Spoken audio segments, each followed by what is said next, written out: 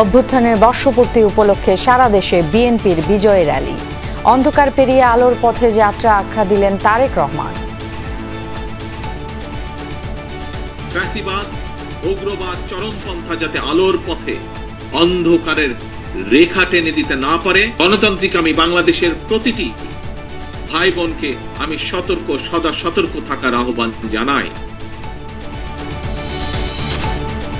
ফেব্রুয়ারিতে জাতীয় সংসদ নির্বাচন আয়োজনে ইসিকে প্রধান উপদেষ্টার কার্যালয়ের চিঠি। চ্যালেঞ্জ থাকলেও ভোটের প্রস্তুতি নিচ্ছে কমিশন। ইলেকশনটাকে অ্যাজ ট্রান্সপারেন্ট অ্যাজ পসিবল করতে চাই, আয়নার মতো পরিষ্কার করতে চাই। মানুষ দেখুক, বিশ্ববাসী দেখুক যে আমাদের আন্তরিকতার, আমাদের চেষ্টার কোনো ঘাটতি আছে কিনা। কক্সবাজার ভ্রমণের কারণ দর্শাতে হাসনাত সার্জিস সহ 5 নেতাকে এনসিপির নোটিশ। ঘোষণাপত্রে নতুন সংবিধান ও গণপরিষদ নির্বাচনের দাবিকে পাশ কাটানোর অভিযোগ। আবারও ভারতের উপর শুল্ক বাড়ালো যুক্তরাষ্ট্র। এবার 25% বাড়িয়ে বর্ধিত কর 50%। রাশিয়া থেকে জ্বালানি তেল আমদানির খেসারত।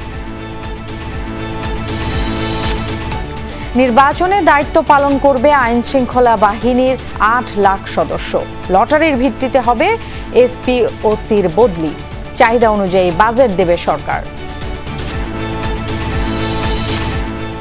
শহীদ আবু সাইদ হত্যা মামলায় 30 আসামির বিচার শুরু।